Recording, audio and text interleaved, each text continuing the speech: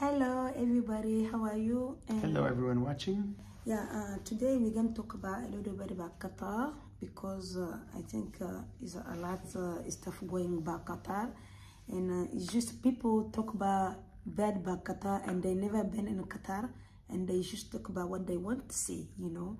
And today we are here to tell you about Qatar. So we used to live in the United States, but now we live in Qatar right now. And we've gotten to see firsthand with our eyes different things that have happened and how peaceful the country is. And we read a lot of the news and hear about a lot of different negative stories about Qatar. And we wanted to give our side of things because we've been able to see what's going on and talk to a lot of people. And we feel like the message that's going out in a lot of news media in the US and Europe is not being fair to Qatar. We feel like they're being targeted with just relentless over and over negative stories about Qatar. And, you know, no country is perfect. There are, you know, every country in the world has things that they need to work on, but there has not been a single article that I've ever seen that has been positive about Qatar, other than, you know, news Negativity. Other than, you know, news agencies that are in Qatar, but we haven't seen a single article that has been positive. So we've been a little frustrated by that. So we wanted to kind of talk about that. Yeah, Yusuf, no, yeah. And we see the news, and it's too much for to say that, you know, you never been in Qatar and you talk about bad stuff in Qatar. It's not because they put in the news, you know. News, they can say what they want to say, you know, just to have people intention to say. The people they give a bad story and put in the TV and social media to say, oh, the stuff is how the Qatar people do, is how how many people pass away for building the stadium. And that is just lying. Yeah, lying. So we'll give you some examples. For example, there's a newspaper called the Telegraph.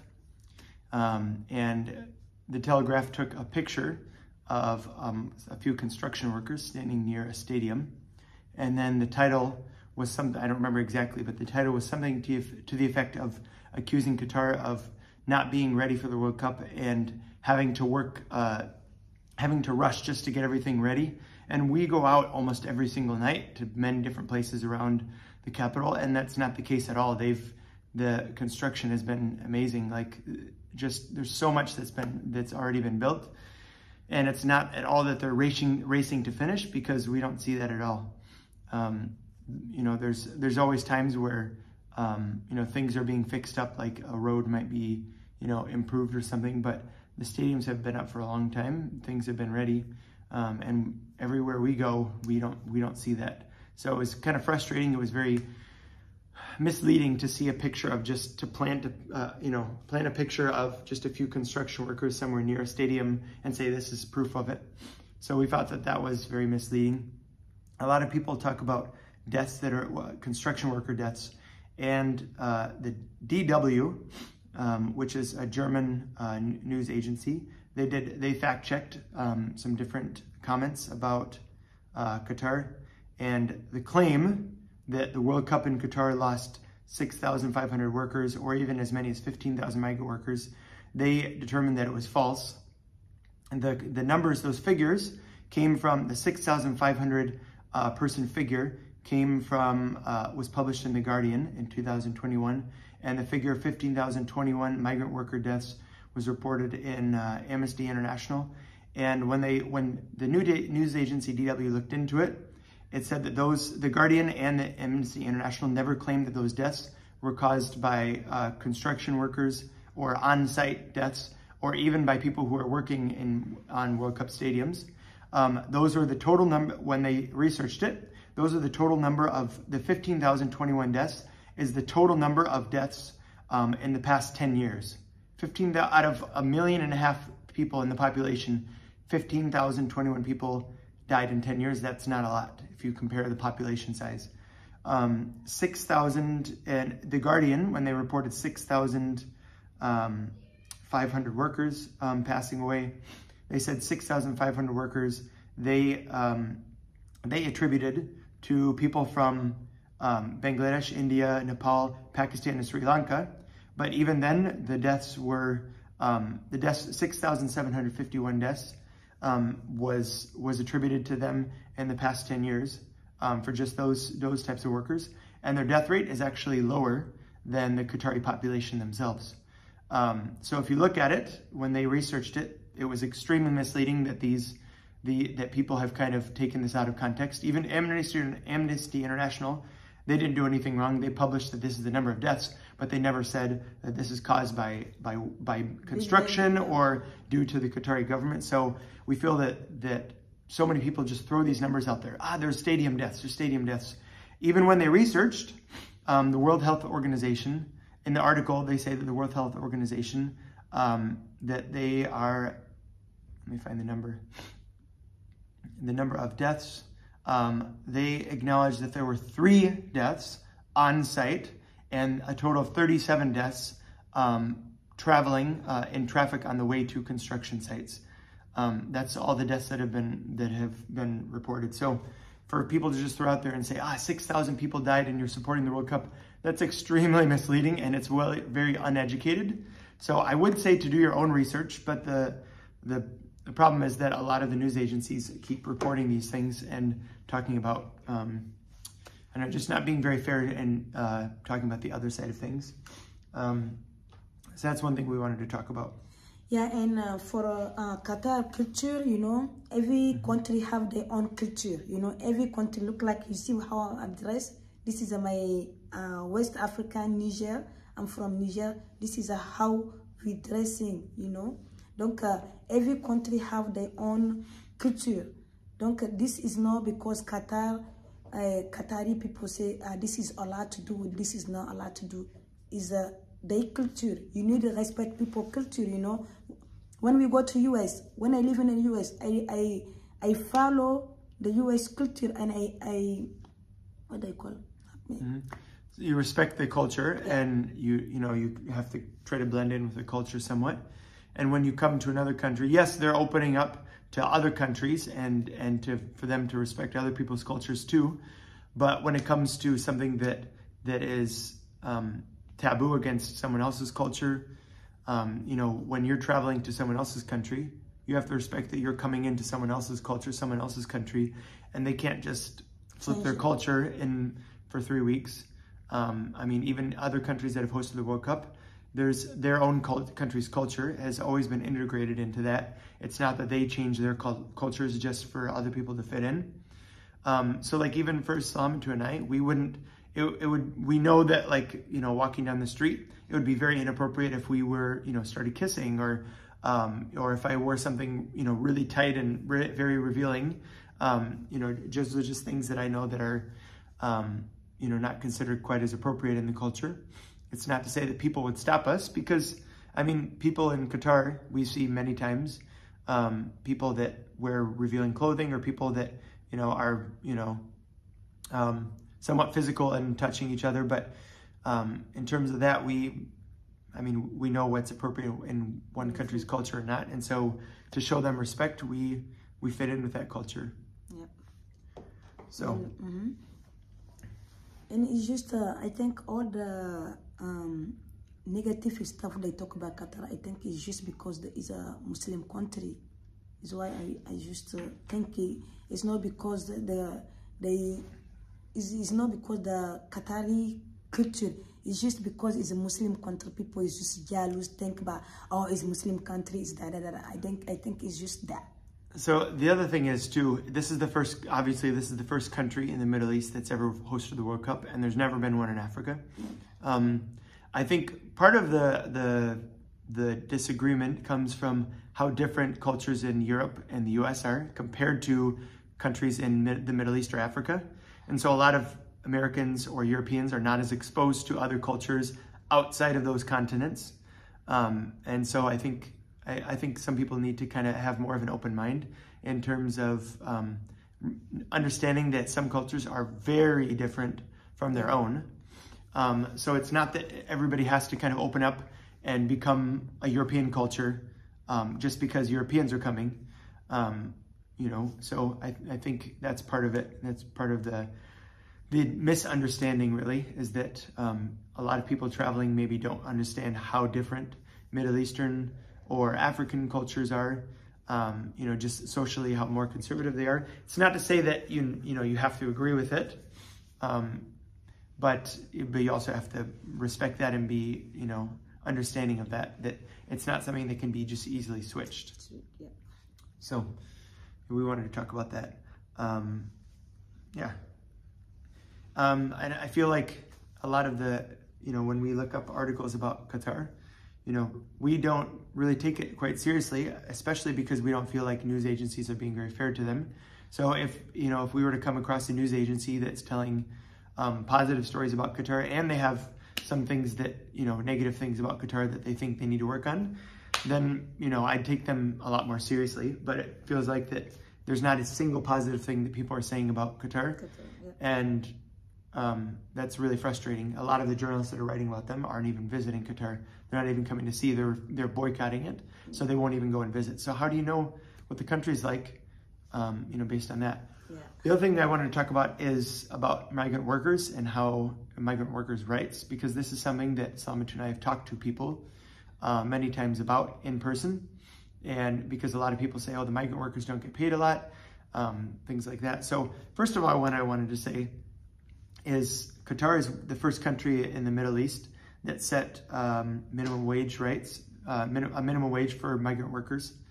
And they have a minimum wage for housing that companies have to pay them for housing each month, and for food every month. So they do have protections against them. When we've talked to migrant workers, and what they all say is they all say the same thing. They say that when they're working, there's nothing that the Qatari government or Qataris themselves have done to them. Mm-hmm. They've been, you know, honest and respectful and nice people. Sometimes it's people from their own countries. They kind of will kind of cheat them a little bit on some of their worker contracts. Yeah. The other part is some of the migrant workers, they don't have written contracts. So they'll accept work from one company, and not a Qatari company, but they'll accept maybe work from somewhere that doesn't have a contract. Mm-hmm. And so they can't show that the company is violating their contract. So, yeah. Yeah, but just before you listen the media talk about negativity about Qatar, just come and visit the beautiful country, mm-hmm. Qatar. Yeah. So some good things about Qatar that we wanted to talk about, because, you know, a lot of news agencies aren't talking about it. We're going to talk about how beautiful, how beautiful the city is. It's the safest country I've ever visited in the world. Me too. Easily. I mean, people don't lock their houses. They don't lock their cars. They, you don't see stealing in the streets. No shooting. You don't see people using, you know, bad words at each other. You don't see people using drugs or anything like that. So it's extremely safe. So that's kept us, you know, with a really calm peace of mind, especially for our kids, being able to go out and do things on their own. We've been really grateful that we've been in a country that's really safe, and we don't have to worry about that every day. Not just during the day, but even at night. So it's incredibly safe. The people are really calm. Welcome. So many people that are not so negative. They're not critical and complaining about things all the time, mm-hmm. like in other places that I've been to, you know, in the world. So I feel like they're really positive. People are just generally really calm. And this is not just the Qatari people. This is everybody who we see around here. In general, they're really calm. They're not as stressed out as where I've lived before. Mm-hmm. So that's a big part of, just gives us a, you know, peace of mind here.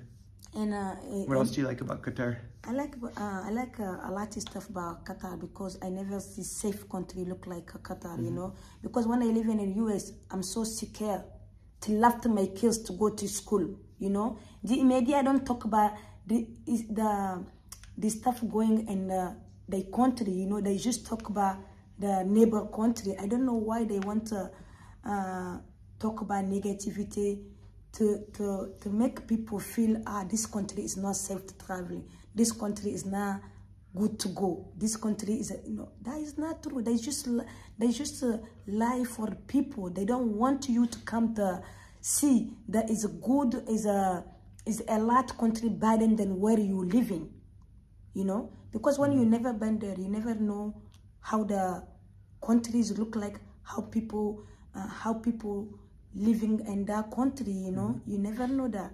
But there's so many in Qatar. There's so many people from around the world, people of all different skin colors from different countries, and we haven't seen any kind of like racism from that. I mean, she's black, and she hasn't seen any kind of. Have you seen any racism ever? When my husband got a job in Qatar, and I'm very scared because I hear but I never see. People say, "Oh, that is this," but when I come, I'm just going this way, and I say, "Okay, I'm scared that somebody gonna do something racist for me," but I never see it. I never saw it. Have you, like in the U.S., have you ever gotten weird looks from your accent? Because you've gotten looks before, in the U.S. I work in a lot place in the U.S. and it's just I have a good experience and I have a bad experience. And how long in Qatar have you ever experienced that? No. Anything with your accent, with language, skin color? No. But in the US, I got a lot because my skin color, But and people not taking you seriously.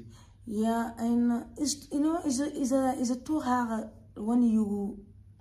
I don't say that. I mean, I don't say that all the American people that can but it's a lot. Some people they just. A lot of good people and a lot of other ones that. Are not so nice. Sometimes they say, go back to where you come from, and just... Yeah. So I think because there's so many different people from around the world here, that's really kept people's minds open to different cultures. It's really neat because, kids in this country, they know a lot of country names. They know a lot, not just the countries in the World Cup, but they know a lot of country names, way more than the average kid that I've met in the U.S. I think part of it is that because a lot of kids in the U.S., they haven't traveled outside the U.S. that much.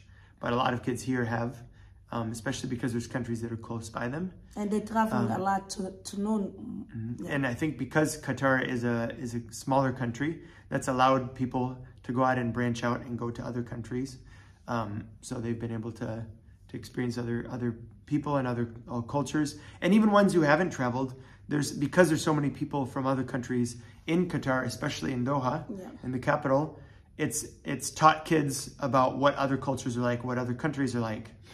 The other thing I wanted to ask about is some people are now accusing influencers like TikTokers and YouTubers and Instagram people of being paid to make good videos, or fans getting paid to come and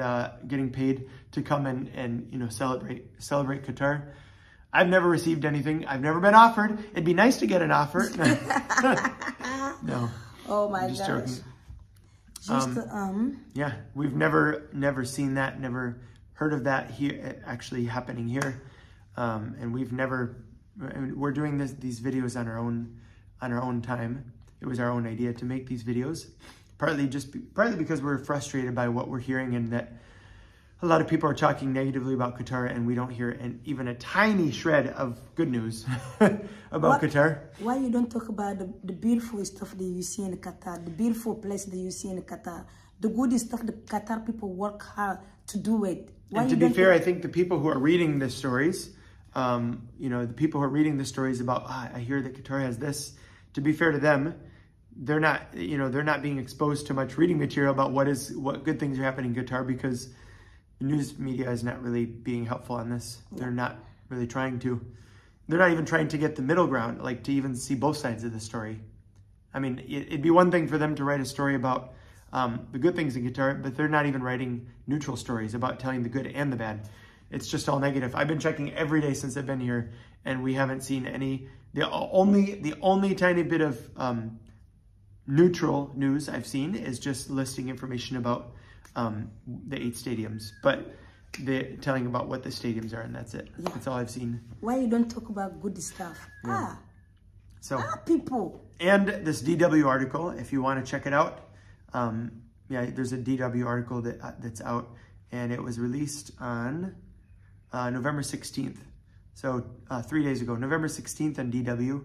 And they did a fact check of different claims. So you can read into it if you don't believe me. Yeah. So thank you for watching our video. And we don't care about negativity comments, you know. You can keep it for yourself. If you really want to know what's going on in Qatar, ask people who live here.